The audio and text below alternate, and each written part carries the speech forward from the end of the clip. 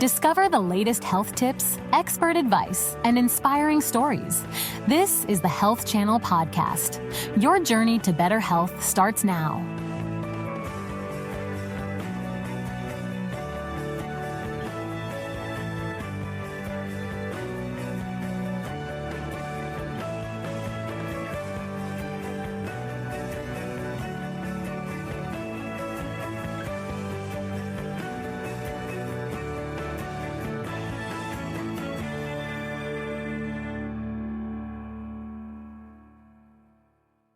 Smartphones are far more accessible today than they were just a few years ago.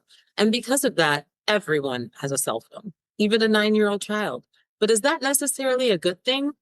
We've been finding here in pediatrics that there has been an increase in ADHD, sleep regression, and depression and anxiety, all associated with cell phone use. On this next episode, I'm going to answer your questions as parents on how to manage cell phone use in kids and what effects they have on them, whether they're positive or negative. On the next episode of Ask the Doc, no appointment needed. Hi, I'm Dr. Scarlet Constant, board-certified pediatrician and founder of Constant Care Pediatrics here in Miami. Today, I'm going to discuss cell phone use in children and answer your questions about the effects, whether they're negative or positive, on your children using cell phones. Please remember to send in your questions and I'll answer them in real time on this episode. Looks like we have a question coming in now, and this question is from Daniel. Hi, Dr. Constant. I've been reading more about the negative effects on cell phone use on children. From a medical perspective, what age would you consider too early for a child to have a cell phone? Well, Daniel, I think that, obviously an elementary school student is far too early, but to be honest, I think a cell phone could safely be given to a child above the age of 15. And why? This is because children younger than about 16 are still forming they're actually forming their identity, their thoughts, their beliefs. They're very impressionable. And some might even call them gullible. And once you have a cell phone with apps that gives you access to information anywhere, unvetted or vetted information, these children can form ideas or believe things that might not be suitable for them. And I think it is a very, very dangerous territory to start introducing young children to subject matter and concepts and even opinions that might be above their developmental level. To say, and I also feel that, these children develop complexes and feel a fear of missing out on what's happening if they're constantly looking out and seeing what other people are doing around them, and they don't really have an understanding of the concept of time. There are many different facets to discuss about a younger child, but in summary, the reality is they're underdeveloped mentally and emotionally. They're impressionable. They're gullible. And they're unable to regulate their time. They're unable to discipline their screen use. So I think once all of those factors are in play, then a child is too young for a cell phone. Now, I will say that as a parent of two children that are in many activities and go to school and go from one location to another, of course, sometimes it's easier to have a cell phone because you need to contact your child or maybe discuss with them some changes in the plans that are made for the day. In that case, I would say, another solution is to give your child a phone that can make calls and send text messages, but that doesn't have any apps, or there are even some phones that don't have Wi-Fi at all. So that's a healthy alternative if you need to communicate with your child, but you don't necessarily want them to have access to social media. Here comes another question, and this question is from Carolina. Hola, doctor. As a very concerned mother, I'd like to know what are some signs of anxiety in children? And do you find a connection between getting a cell phone at, say, 9 or 10 years old and the development of anxiety a few months later? Well, so let's answer the first part of your question, signs of anxiety in children. So signs of anxiety are, your child that is getting increased difficulty and transitioning between maybe events or even Let's say in your home, you have a certain calendar or you have a certain schedule that you follow and you need to change that, or there might be a sudden change and your child is unable to deal with that change. It might be because their anxiety levels are slowly increasing. That's a form of anxiety. It's just not being able to deal with change or transition of time or events, or a child that is growing a little more reluctant to leave the house or go to an activity or participate in something with a friend of theirs that used to be very comfortable for them and now has seemed to be a little bit of a barrier. It doesn't have to be so abrupt. It doesn't have to be so serious where they don't want to leave the house, but just something where you can see it takes them a little more prep time to go execute a task or join their friends or family for an activity. If you see that it's very hard for them or they're maybe more reluctant than they used to be, that's also a little sign of anxiety.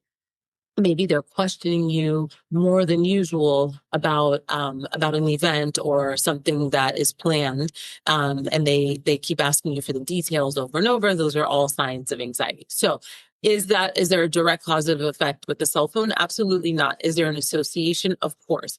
Children that start to use cell phones.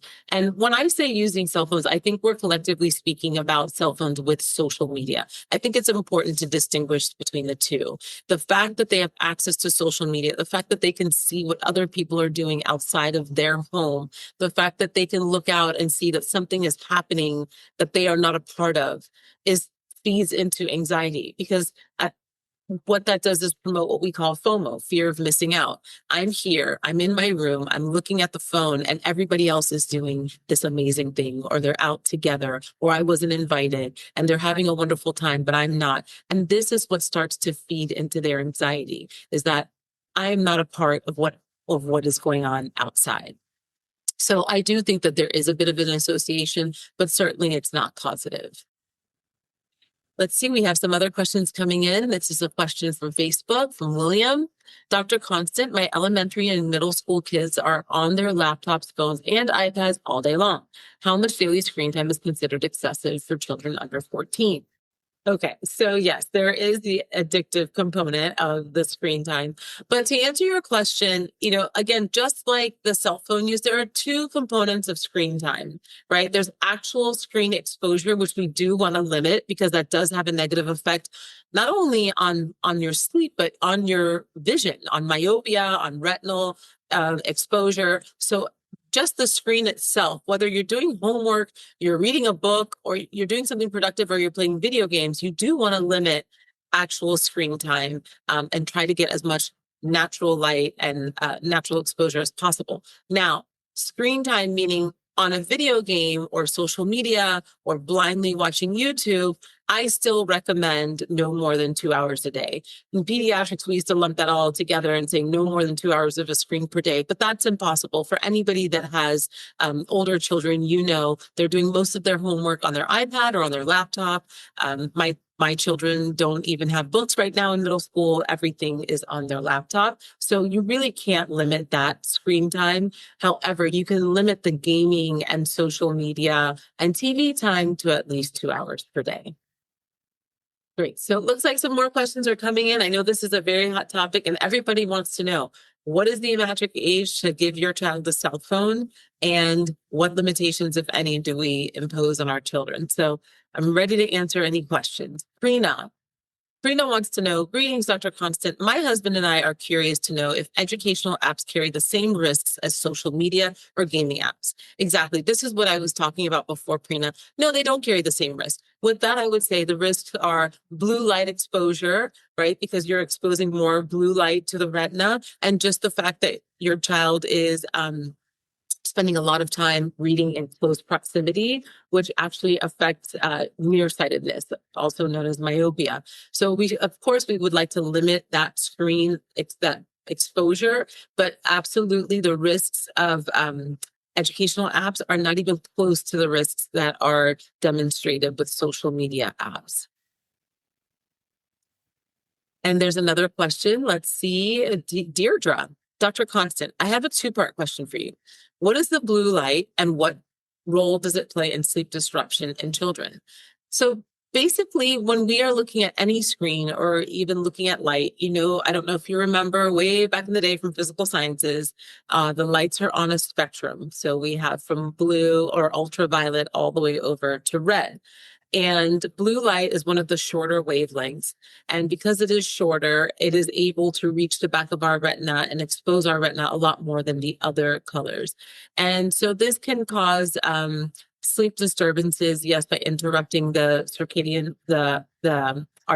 rhythm and decreasing melatonin excretion from the brain, but it also affects our vision, our nearsightedness. It has a negative effect and promotes myopia. So these are the reasons that we try to limit the blue light exposure. And that's with blue light diffusing glasses, or like I said earlier, just minimizing the screen time exposure. It's also very important. It's recommended by optometrists to try to get your children to have at least 2 to 3 hours of sunlight exposure, because remember, when we're inside, we still have fluorescent lighting that affects us as well. So we want sunlight. We want their eyes to be exposed to sunlight as well. Let's not forget that blue light doesn't only come from screens. It also comes from the sun, which is why it hasn't been a very strong recommendation in the United States, but abroad, many countries have imposed a strong recommendation of sunglasses for young children who are often outside and they have a lot of sun exposure. It is very important to minimize the amount of blue light being exposed to the retina. So not only decreasing screen time, but also if you could encourage your children to wear sunglasses if they're going on a bike ride or if they're playing outside for extended periods of time, that is also very beneficial to the eye. Do you have any questions? If you do, please send them in. I'm happy to answer them. So Corrine has a question. Hi, Dr. C. What are some of the warning signs suggesting your child has an unhealthy phone relationship or dependence? Well, I think, Corrine, if you ask your child to put their phone away or you ask them to please limit it and they have an eruptive response or they can't put it down, they don't want to put it away, they don't want to sit at the dinner table without it, that shows a codependence. I also believe that, let's take a look here. There are a couple of things that I also suggest. If you see that your child has blurred vision or they're rubbing their eyes more than usual, I think that that's a warning sign.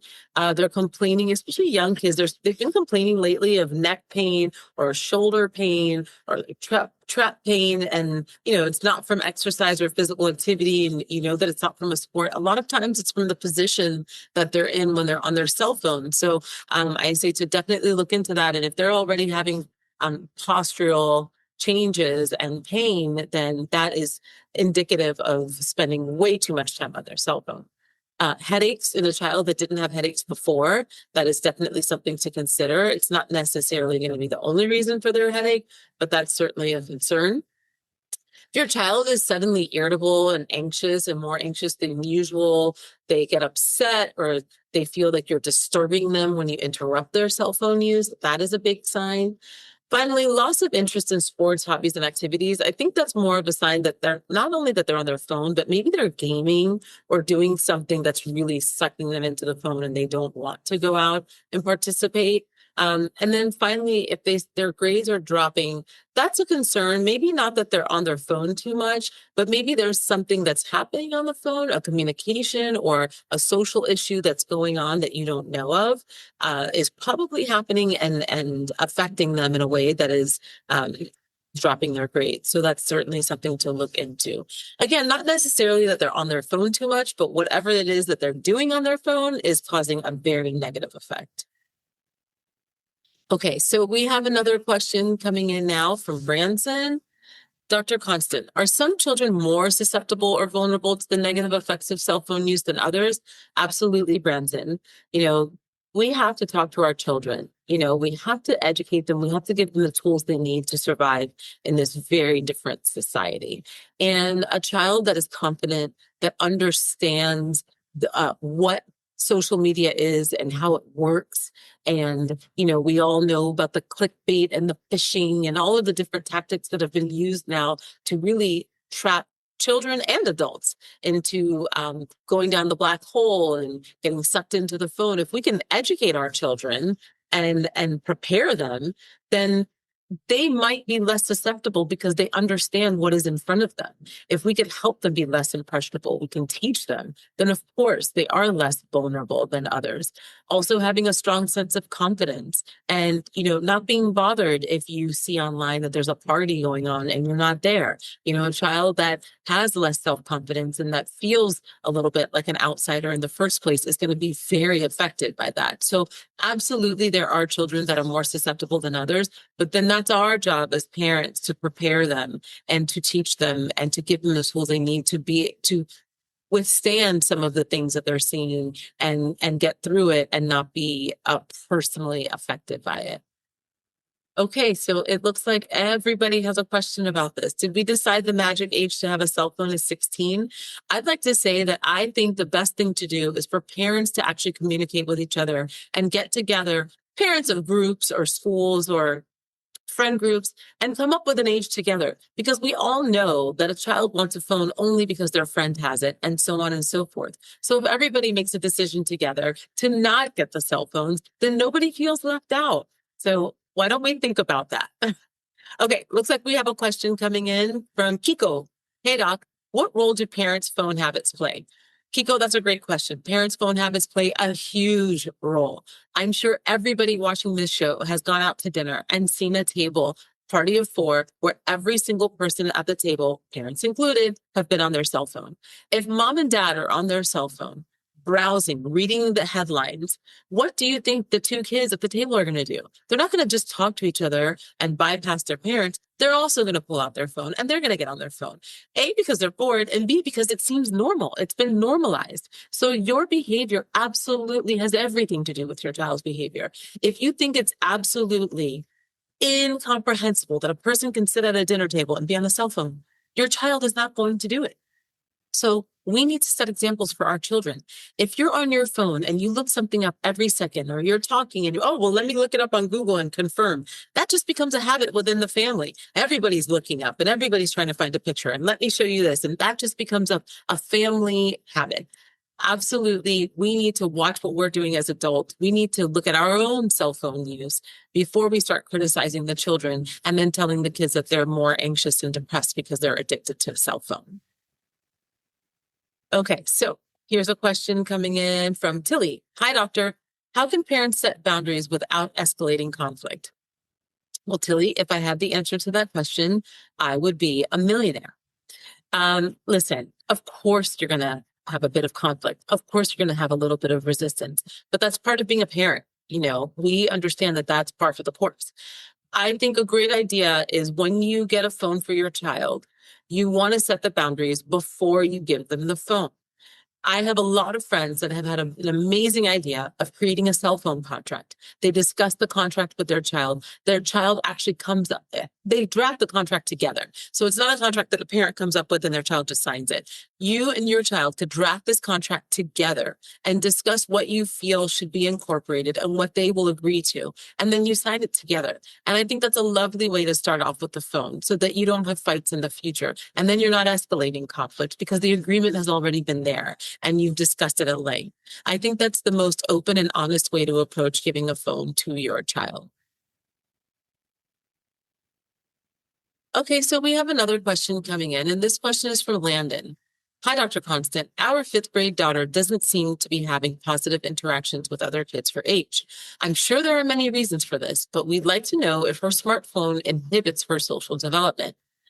Well, Landon, it's almost the chicken or the egg, right? Maybe she has a tough time interacting and she's a bit shy. Therefore, she retreats to her phone because, in an awkward situation when you're alone, usually the comforting thing is to jump on your cell phone and look like you're locked in and engaged in something so you don't feel like you're just sitting there alone. So that could be one thing. Or the fact that she's so engaged in her phone and interacts only via the cell phone. She does not know how to interact socially with her friends. So it could be one or the other, but absolutely they are associated, and it is important to help her engage in a manner that is healthy. It is important to teach her or encourage her to interact with her classmates. And you could even help facilitate that by inviting one or two friends over or taking them out somewhere. So maybe she feels a little bit better if it's in a setting in a neutral environment where it's not necessarily her home, and you don't want her to go to somebody else's home and feel awkward. So maybe you take them out somewhere and they can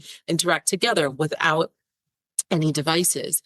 You could take them to do something interactive rather than bringing your child and a friend to a movie. You might want to take them to something that's a little more interactive, like bowling or mini golf, or even just taking a walk or going to the mall, where they can talk to each other and engage and not have a device. So if this is difficult for your daughter, yes, for many reasons, you can help facilitate and help her, but definitely take the phone away in order for her to not have this crutch that's constantly present. So it looks like we have another question coming in, and this is from Pierre. Hello, Dr. Constant. I'm concerned about my 6th grader being addicted to his phone. I'd like to talk to the pediatrician about it, but he's not sick or anything. Can we just make an appointment to discuss his phone use? Pierre, you can make an appointment to discuss anything with your pediatrician. That's what we're here for. We're here to help you and to guide you and to discuss topics with you and your child that might be difficult to discuss at home alone. You don't necessarily have to be sick to go to your pediatrician. So I would tell you to please feel free to call your pediatrician and talk about it, and they'll guide you with the next steps as far as seeing them in person or maybe even via telehealth. But again, I really don't want parents to think that they can only come into the office for vaccines or if their child has a fever. That is not the case. Pediatric medicine is a multifaceted branch of medicine, and we address all concerns in pediatrics, whether it's mental health, whether it's discipline, academic difficulties, and yes, medical illnesses and preventative medicine. But all of those things are acceptable. So when in doubt, if you need to speak to your pediatrician, please give them a call to discuss. All right, so we have a few more questions coming in. This is a question from Celine. Hi, Doc. What is the relationship between smartphone use and delayed sleep onset?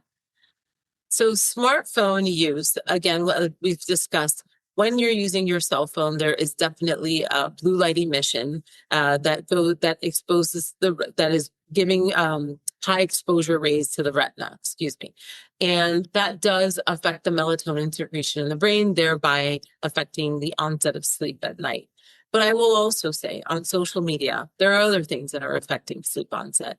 For example, if you're watching your friend or reading a disturbing message from a friend, or you see something that upsets you or gets you thinking, you're going to be lost in your thoughts, and maybe even pervasive thoughts start to occur. And there's no way that your child can get to sleep when this happens. Pervasive thoughts, intrusive thoughts, or you might read a headline that might be a little disturbing, or your kid might read a news article that is just upsetting. Aside from that, you also have videos that are high speed videos that kind of capture you and keep you engaged. And that also causes your brain to fire off a lot of neurons and excite the brain when really you should be relaxing and decompressing before bed. So there are many reasons that smartphone use, or many ways that smartphone use can affect sleep onset. So I usually recommend to my families to please put away the cell phone at least 2 hours before bed. And in your home, you have an area where you collect all of the cell phones, all of your kids' cell phones and chargers and tablets, and you put them in a drawer 2 hours before bedtime. They cannot be turned on. They cannot be used. This is lights out before bed. That way they have their own natural decompression time, whether it's reading a book, talking to each other, or just hanging out in their room listening to music. So I think that's the best idea for good sleep hygiene and for screen time and smartphone control in the home. That's all the time that we have for today. Thank you so much for listening, and I'm glad to answer any more questions. You can just send them in and we can answer them on the next show. Thank you and have a great day. Thank you for listening to the Health Channel podcast. We hope this information has been useful. However, please remember that only your doctor can advise you about what is best for you. Do not start, modify, or suspend treatment based on anything you have heard on this podcast. Please join us again soon.